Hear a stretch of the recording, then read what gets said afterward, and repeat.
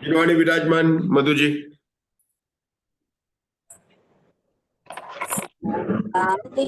षट द्रव्य गुण पर्याय और प्रमाण का जड़ कर्म चेतन बंधिता और कर्म के कर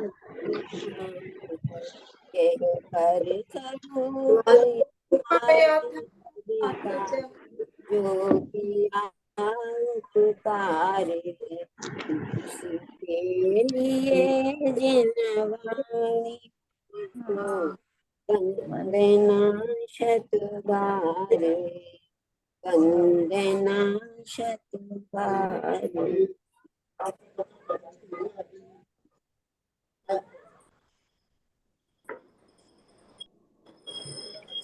हाँ, कुसुम जी मंगलाचरण करिए। शतखंडागम ग्रंथ का बंधु बारंबार बंद प्रक्रिया नाश कर शतखंडागम ग्रंथ का नित्य करूं स्वाध्याय कर्म बंध के नाश का ये श्रेष्ठ त्रिभुवन सिर से रहे पसियन कौन भी सिद्धे जीवत्सानस्य मलिन गुण चूलियम वोचम अरहंत भासियतम गणहर देवे ही गंतियम सम्मम प्रणमामि भक्ति जुतो सुदनाण महो वही सिरसा जय धर सेन नाहु जैन महाकम पैडी पाहुड़ सैलो बुद्धि सिरेणु धरियो समप्यो पुपयंत। नरवाहन और सुबुद्धि मुनिराज ने आचार्य धरसेन से उपदेश प्राप्त कर षटखंडागम ग्रंथ की रचना की। षटखंडागम ग्रंथ के प्रथम 5 खंडों में आचार्य वीरसेन की धवला टीका जो 16 पुस्तकों में प्रकाशित हुई है, उसमें से हमारी 6ठी पुस्तक में जिसका नाम है जीव स्थान चूलिका, उसका स्वाध्याय चल रहा है। इस 6ठी पुस्तकों में 9 चूलिका है, प्रकृति समुद्र कीर्तन, स्थान समुद्र कीर्तन, आगे नाम बताएंगे कोई, उसके बाद में 3 महादंडक है, उसके हाँ बोलिए महादंडक, तृतीय महादंडक, जगन्य स्थिति बंद, उत्कृष्ट स्थिति बंद, सम्यक उत्पत्ति और गति आगति चूलिका। और वर्तमान में हमारी चल रहा है उत्कर्ष स्थिति बंद, ठीक है ना। उत्कर्ष स्थिति बंद का हमने कल देखा। मधु जी ग्वालियर, क्या आपने को समझ में आया कि हर एक के 3-3 सूत्र बन रहे हैं। जैसे कर्मों के 70 कोड़ा कोड़ी सागर है, उन्होंने शुरू किया था 30 कोड़ा कोड़ी सागर से। ध्यान देना सब, अपने जितने सूत्र पढ़ रहे हैं ना स्थिति बंद में, हर एक के 3-3 सूत्र बनेंगे। जैसे सबसे पहले अपन ने किसका पढ़ा, ज्ञानावर्णी कर्म का। तो ज्ञानावर्णी कर्म की उत्कर्ष स्थिति कितनी है, 30 कोड़ा कोड़ी सागर। तो ज्ञानावर्णी कर्म की 30 कोड़ा कोड़ी सागर की उन्होंने बताया उत्कर्ष कितनी होती है, उसका आबादा काल कितना है और निश्चय की रचना कहाँ होती है, ये 3 सूत्र उन्होंने बता दिए। जब उन्होंने 30 कोड़ा कोड़ी सागर का लिया जय श्री श्राव, तो उसके साथ में जो अन्य कर्म थे जिनकी स्थिति भी 30 कोड़ा कोड़ी सागर थी, उसको भी सूत्र में ले लिया। मतलब आचार्य ने लिस्ट किसकी बनाई, जिन कर्मों की उत्कर्ष स्थिति 30 कोड़ा कोड़ी सागर है, वो एक लिस्ट बनी। उसके 3 सूत्र बन गए। पहले सूत्र में लिस्ट के नाम गिनाए, दूसरे में उसकी आबादा बताई, तीसरे में उसके बताया कि उसकी निश्चय रचना कैसे होती है। निश्चय रचना में उन्होंने दोनों बता दिया, प्रदेश रचना को भी लेकर पूरी बात को उन्होंने बताया। जब 30 कोड़ा कोड़ी सागर हो गए तो उसके बाद किसकी बात आ गई, 70 कोड़ा कोड़ी सागर की आ गई। किसकी आ गई, 70 कोड़ा कोड़ी सागर की आ गई। फिर उन्होंने किसको ले लिया, फिर उन्होंने 10 कोड़ा कोड़ी सागर वाले को ले लिया। 10 कोड़ा कोड़ी सागर में किसको लिया था और फिर उसकी आबादा निकाली। फिर उन्होंने 15 कोड़ा कोड़ी सागर वाले को ले लिया। बीच में 40 कोड़ा कोड़ी सागर वाले को चारित्र मोहिनी कर्म को ले लिया। जब उन्होंने 10 कोड़ा कोड़ी सागर की ली थी और पहले 15 कोड़ा कोड़ी सागर की ली थी, 30 के बाद में सीधी 15 कोड़ा कोड़ी सागर ली, उसके बाद में 17 कोड़ा कोड़ी सागर ली, उसके बाद में 40 कोड़ा कोड़ी सागर ली, उसके बाद में कौन सी लिस्ट ली, 10 कोड़ा कोड़ी सागर के लिए। बहुत बढ़िया। और आज जो लेंगे 20 कोड़ा कोड़ी सागर की, मतलब सारी आ जाएंगे। हमारे कौन सा प्रकरण चल रहा है? अगर आयु कर्म को छोड़ दे ममता जी आयु कर्म को अगर अपन छोड़ दे तो अपनी कौन सी होगी? 70 है, 40 है, ठीक है ना, 30 है, 20 है, ये तो हो गई। लेकिन उसमें से 20 कुछ की 10 भी है और कुछ की 15 भी है, मतलब 15 कोड़ा कोड़ी सागर, 10 कोड़ा कोड़ी सागर। तो कितनी लिस्ट हो गई? एक लिस्ट हो गई 70 कोड़ा कोड़ी सागर। अपन क्रम से नहीं बोल रहे, यहाँ उन्होंने 30 की पहले ली है, लेकिन अपन अपने याद करने के लिए 70 कोड़ा कोड़ी सागर, 40 कोड़ा कोड़ी सागर वाली लिस्ट, 30 कोड़ा कोड़ी सागर वाली लिस्ट, 30 के बाद में 20 की लिस्ट, 15 की लिस्ट और 10 की लिस्ट। हमारी इच्छा लिस्ट बनी, कितनी बनी? 6 लिस्ट बनी। और ममता जी हर एक लिस्ट के 3-3 सूत्र हैं। पहले में बताएंगे किन किन प्रकृतियों की स्थिति है, इतने कोड़ा कोड़ी सागर है, फिर बताएंगे इनकी आबादा कितनी होती है, फिर उनके बताएंगे निश्चय कष्ट। आबादा कितनी होती है उसके लिए सिंपल नियम क्या है आशा बहन? कि 100 वर्ष की एक कोड़ा कोड़ी सागर में 100 वर्ष की आबादा होती है। तो जितनी बता रहे हैं, तो अशोका जी 70 कोड़ा कोड़ी सागर में 7000 वर्ष की हो जाएगी, 30 कोड़ा कोड़ी सागर की स्थिति होगी तो 3000 वर्ष की हो जाएगी, 10 कोड़ा कोड़ी सागर की 1000 की हो जाएगी, 15 कोड़ा कोड़ी सागर की तो 1500 की हो जाएगी, मतलब जितने की 40 कोड़ा कोड़ी सागर की 4000 वर्ष की आबादा हो जाएगी। फिर क्या बोलेंगे कि जिनकी बताई आबादा बता दी, तो तीसरा सूत्र क्या बनाएंगे कि निश्चय की रचना कहाँ होती है? कि आबादा काल अगर 4000 चारित्र की बात करेंगे कि 4000 वर्ष तक कोई भी निषेक नहीं है, उसके बाद में एक एक करके उत्कर्ष तक निवेश है। अपन ने सबकी देख लिया। आज जो लिस्ट देख रहे हैं वे देख रहे हैं 20 कोड़ा कोड़ी सागर वालों की। अपन जो आज पढ़ाई शुरू करना है, अपने को आज से करना है 20 कोड़ा कोड़ी सागर वाली लिस्ट से देखने का। हम एक बार फिर इसको देखेंगे। चलिए 20 कोड़ा कोड़ी सागर की सील पढ़ने जा रहे हैं हमारे अशोका जी दिल्ली से। पढ़िए, लिस्ट नंबर 19 नंबर का सूत्र है।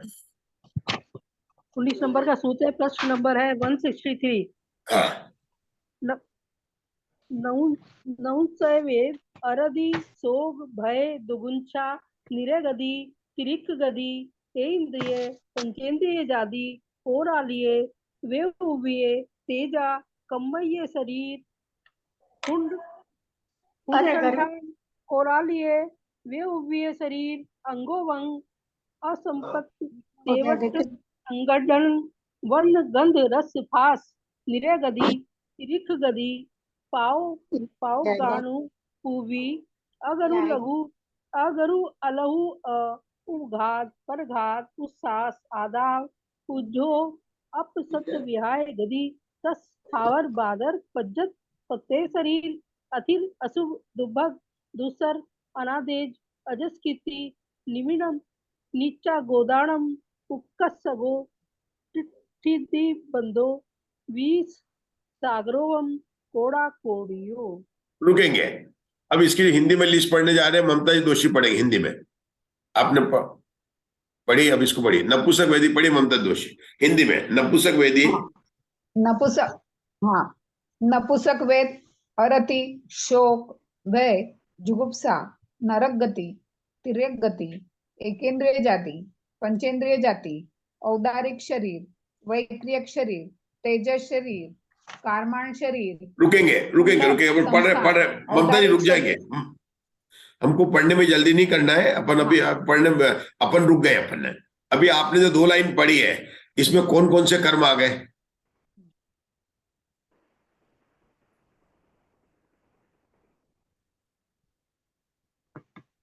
नाम कर्म आ गए। नाम कर्म कहां से आए? नपुंसक वेद कौन सा कर्म है? नपुंसक वेद तो कषाय नो कषाय में नो कषाय का। बहुत बढ़िया। शोक भय और जुगुप्सा। तो 1 2 3 4 और 5, मतलब 9 कषायों में से 5 कौन कौन से? नपुंसक वेद, अरति, शोक, भय और जुगुप्सा। मतलब किसको जोड़ा उन्होंने? नपुंसक वेद में किसको जोड़ा? थोड़ा पढ़ने से पहले थोड़ी चर्चा कर लेते हैं अपन लोग, ठीक है ना?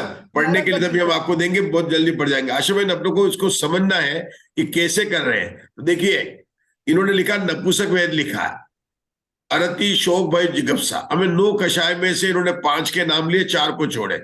तो नपुंसक वेद का नाम लिया मैंने, पुरुष वेद को छोड़ा और स्त्री वेद को छोड़ा। अरति का नाम लिया मैंने, रति को छोड़ा। शोक का नाम लिया तो मैंने किसको जोड़ा?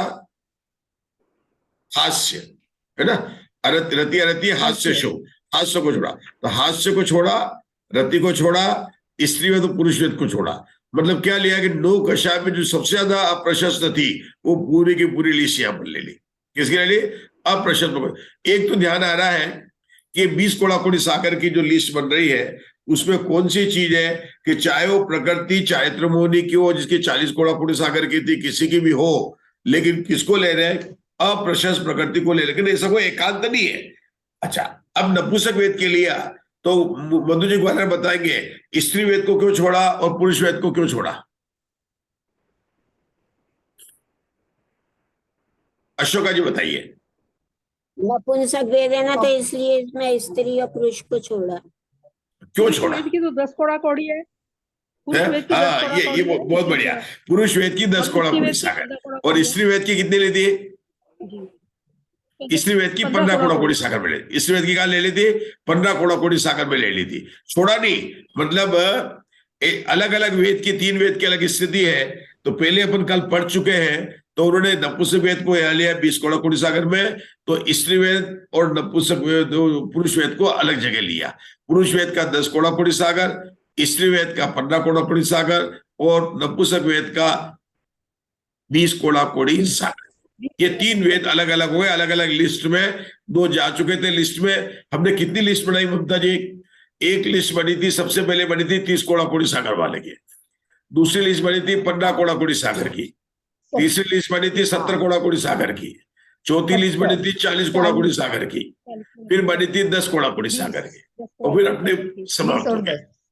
और आज लिस्ट बन रही 20 कोड़ाकोड़ी सागर की बन रही, लिस्ट बन रही पूरी, ठीक है ना, पूरी लिस्ट की बन रही थी नपुंसक वेद। अब जिन्होंने अरति रति है ना, तो ये मतलब अप्रशस्त प्रकृतियां को यहां लिया, ज्यादा अप्रशस्त प्रकृतियां। प्रकृति कोई प्रशस्त अप्रशस्त नहीं होती, लेकिन अपने गिनते तो ही प्रशस्त है अप्रशस्त है, ठीक है ना। लेकिन ऐसा कोई एकांत से नियम नहीं लिया है 20 कोड़ाकोड़ी सागर में, एकांत से नियम नहीं लिया, क्योंकि कई प्रकृतियां ऐसी भी आएगी शुभ जिनको कि आप 20 कोड़ाकोड़ी सागर में लेंगे।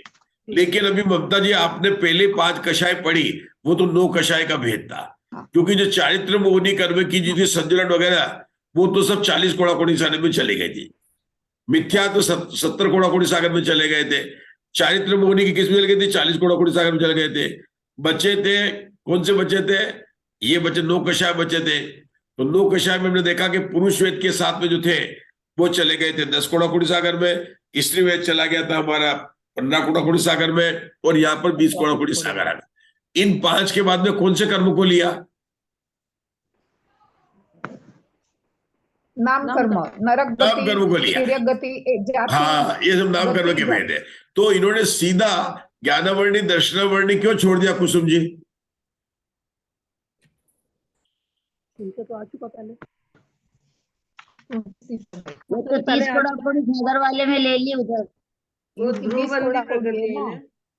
हाँ, कि ज्ञानावर्णी दर्शनावर्णी 30 कोड़ाकोड़ी सागर की लिस्ट में थे, उनकी तो बात कर ही चुके हैं। 30 कोड़ाकोड़ी सागर वाली लिस्ट में आ गया था, पहले ही आ गया था। ज्ञानावर्णी, दर्शनावर्णीय और कौन सा लिया था हमने? वेदनी और अंतराय, इन कर्म को तो ले लिया था।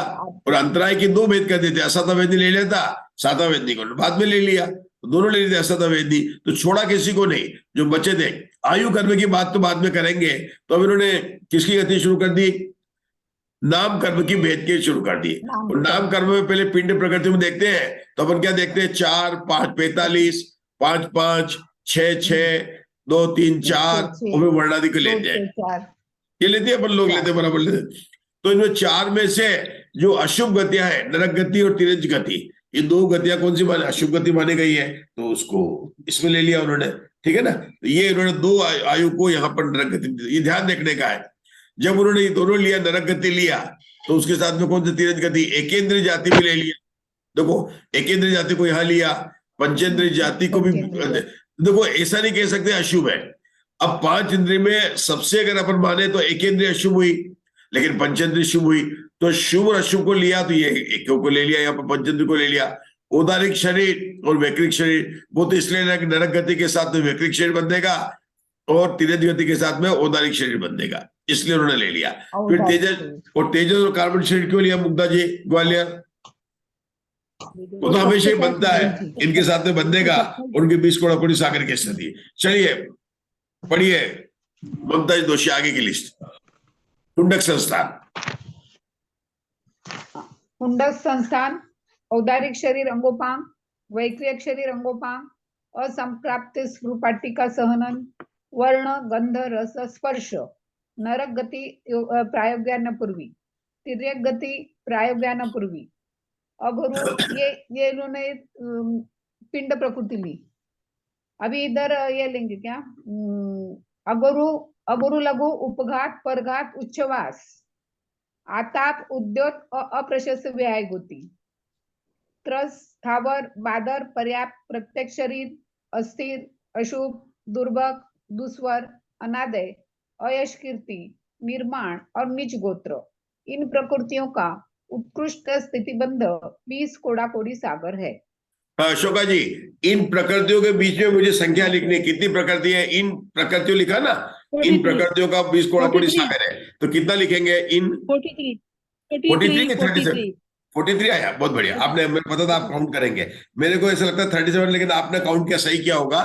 तो मतलब ये याद होना चाहिए कि इन प्रकृति के बीच में ऐसे लिखेंगे तो अपने को याद हो जाएगा। अच्छा, ये अपन ने पढ़ लिया। अब आगे का सूत्र क्या आएगा अशोका जी? 20 कोड़ाकोड़ी सागर है, तो इनकी आबादा कितनी होती है? कितनी होगी? 2000 वर्ष की आबादा, है ना? उसका निकालने का तरीका बताएंगे, कैसे बताएंगे? तरीका कैसे बताएंगे? एक कोड़ाकोड़ी का 100 हाँ, 1000 बता रही है ममता जी। बहुत बहुत बहुत बढ़िया हो गए, ठीक है ना? तो ये सबसे बताएंगे। और आबादा कांडक का प्रमाण बताना होगा, कैसे बताएंगे?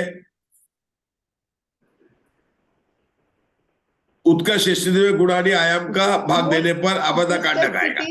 उत्कर्ष स्थिति में वहां पर अपनी कितनी थी? उत्कर्ष कितनी थी? 64, और आबादा कितनी थी? 16। तो उत्कर्ष स्थिति में अपन 3-4 दिन से पढ़ रहे हैं, इसलिए 3-4 दिन से इसका स्वाध्याय चल रहा है। अब तक तो आपको फटाफट उत्तर देना चाहिए, क्योंकि उदाहरण से याद भी नहीं। तो हमने बोला वहां 64 थी, 16 का भाग दिया तो 4 आबादा कांडक आ गया। हमने देखा था 64, 63, 62, 61 का एक बंद होता है, फिर 4 का एक बंद होगा। जहां आबादा दर्शन मोनी की बात की थी, 10 के साथ में एक साथ लिया था, कल इसकी चर्चा हो गई। तो ये सब निकालने वाले हैं, लेकिन गुणानी आयाम और नाना गुणानी कितनी होगी वो कैसे निकालेंगे?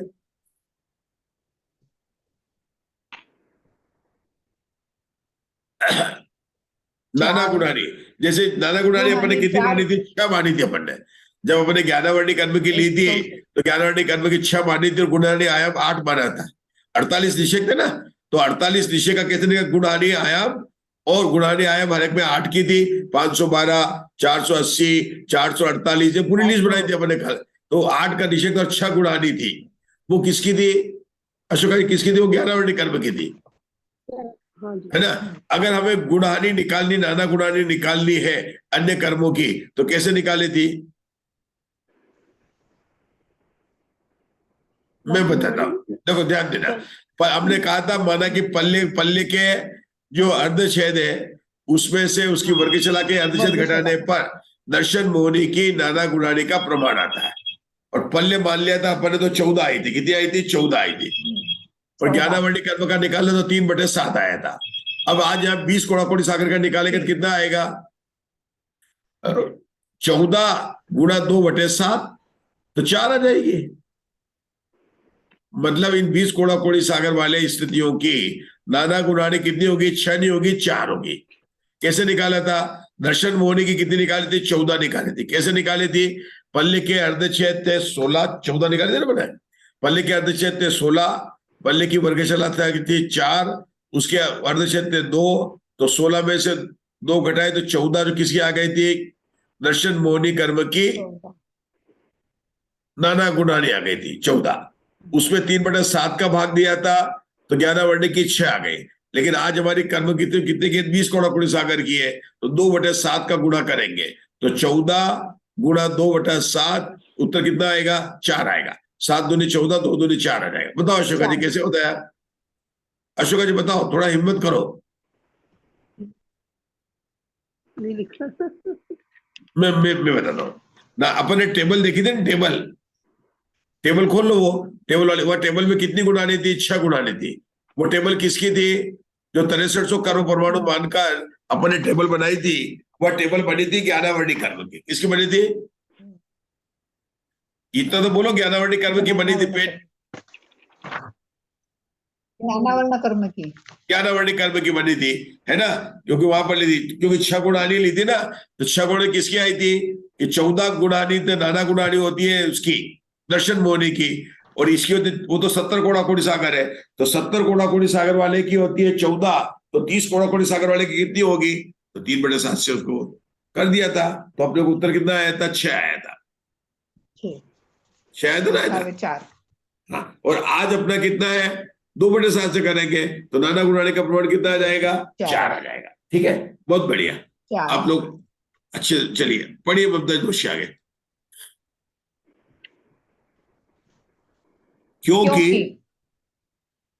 क्योंकि प्रकृति विशेष होने से इन सूत्रोक्त प्रकृतियों का यह स्थिति बंद होता है। सभी कार्य एकांत से बाह्य अर्थ की अपेक्षा करके ही नहीं उत्पन्न होते हैं, अन्यथा शाली धान्य के बीज से जौ के अंकुर की भी उत्पत्ति का प्रसंग प्राप्त होगा, किंतु उस प्रकार के द्रव्य तीनों ही कालों में किसी भी क्षेत्र में नहीं है कि जिनके बल से शाली धान्य के बीज के जौ के अंकुर को उत्पन्न करने की शक्ति हो सके। यदि ऐसा होने लगेगा तो अनवस्था दोष प्राप्त होगा। इसलिए कहीं पर भी अंतरंग कारण से ही कार्य की उत्पत्ति होती है, ऐसा निश्चय करना चाहिए। रुकेंगे, इसमें गणित बिल्कुल भी नहीं है, इसमें गणित बिल्कुल भी नहीं है, जो लिखा है इसमें सिर्फ हिंदी है। बताओ क्या लिखा है इसमें, बिल्कुल हिंदी, इसमें कोई गणित ही नहीं है। सबको हिंदी पढ़ना आती है और सब पढ़ के बता सकते क्या लिखा।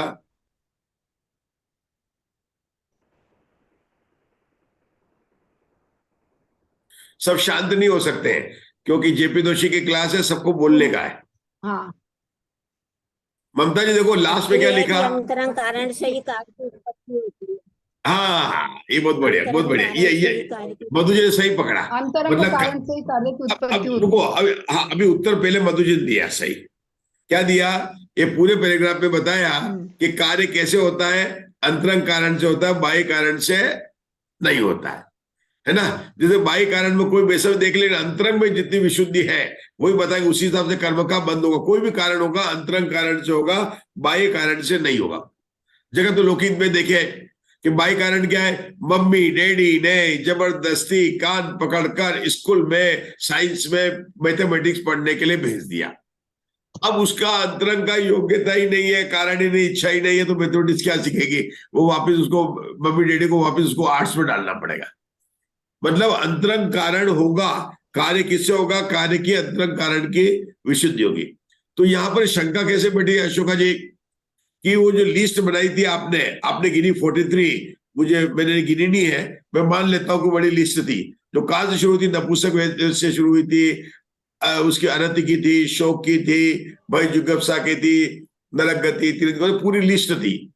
लेकिन उसमें कुछ गतियां एकेंद्रीय जाति भी थी, पंचेंद्रीय जाति भी थी, निर्माण भी था, कुछ प्रकृतियां अशुभ थी, कुछ प्रकृतियां शुभ थी। तो शंकाकार ने पूछा, शंकाकार ने क्या पूछा, मंजुला जी ने पूछा कि कैसे पता चले किसी की 20 हो रही है, किसी की 10 हो रही है, हम कैसे याद करें, इतनी प्रकृति को लिस्ट याद भी नहीं हो सकती है। तो उसमें कहना है इसका कारण जो है ना, कोई कारण जो प्रकृति विशेषी कारण है, प्रकृति विशेष कारण। मतलब क्या है, एक लड़के की हाइट छोटी है और एक लड़के की हाइट बड़ी है, जिसकी बड़ी है उसके कम नंबर आ गए, जिसके छोटे थे उसके हो गए। तो कहता है ऐसा कुछ भी नियम नहीं है, जितनी जिसकी बुद्धि होगी उस बुद्धि से उसको कहेंगे प्रकृति विशेष से ही ये रीजन है कि निर्माण का 20 कोणाकोटि सागर होता है, नपुंसक वेद का 20 कोणाकोटि सागर होता है। मतलब इसका कारण क्या कहेंगे, उस प्रकृति की विशेष, मतलब उसका स्वभाव ही ऐसा है, स्वभाव वो ऐसा क्यों करते बार बार। अरे तेरे को नहीं पता है, उसकी प्रकृति ऐसी है। हम तो 20 साल से रह रहे हैं केकरा में उनके साथ में, उनकी तो प्रकृति ऐसी है, नहीं कहते आप, तो उसको बुरा मत मानो, बुरा मत मानो। वो नपुंसक वेद है ना, उसकी प्रकृति ऐसी है, मतलब उसका प्रकृति विशेष है। और अगर अच्छा ये भी नहीं है कि सबका अगर एक ही कारण मान ले, तो उनको धान्य का कोई चावल का वृक्ष है तो दूसरा भी उपजाना, जिसका बीज डालोगे वही तो होगा ना। आम का बीज डालोगे आम होगा, उसका बीज डालेंगे वो डालेंगे, तो आप एकांत से तो कोई ग्रहण कर नहीं सकते। और उन्होंने अंत में कहा कि भैया ऐसा है, दो बात यहाँ पर आई है। क्या बताया? पहला तो है कि प्रकृति विशेष कारण है, दूसरा बोला कि कार्य जो होता है वो अंतरंग योग्यता के अनुसार होता है। आप यहाँ पर अंतरंग योग्यता जीव की नहीं बता रहे, यहाँ पर बता रहे उस प्रकृति की। ये अंतरंग योग्यता ये नहीं देखना कि जीव की। क्यों?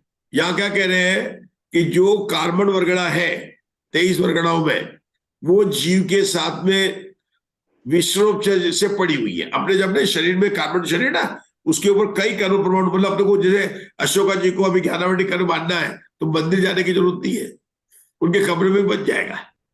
कमरे में छोड़ो, वो कहीं और भी चले जाएंगे तो बच जाएगा। उनके शरीर में ही जो 8 कर्म है उनके साथ में कर्म परमाणु है। और वो कल सुबह उठकर जो है घेवरा मोड़ चले जाए, केकरा चले जाए, तो उनको ले जाना नहीं पड़ेगा, पैकेट तो ले जाने पड़ेंगे, लेकिन कार्बन वर्गणा को ले जाना नहीं पड़ेगा। और ऐसा नहीं कि वह केकरा की कार्बन वर्गणा आपकी बंदेगी, वहां पर बंदेगी वही बंदेगी, न दिल्ली की बंदेगी न केकरा की बंदेगी, जो आपके साथ में शरीर में चिपकी हुई है विश्व से वर्गणा, वही वहां पर कन्वर्ट हो जाएगी। ये बात इन्होंने यहाँ पर बताई। ठीक है, मधु जी ने अच्छा पकड़ा, मतलब लोग थोड़ा पढ़ेंगे तो समझ में आ जाएगा,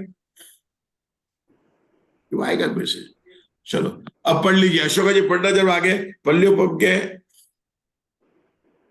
के असंख्यात प्रथम वर्ग मूल मात्र एवं सर्व कर्मों की समान प्रमाण वाली गुण हानि का विवक्षित उत्कृष्ट स्थिति में भाग देने पर नाना दुगुण हानि शलाकाएं उत्पन्न होती हैं।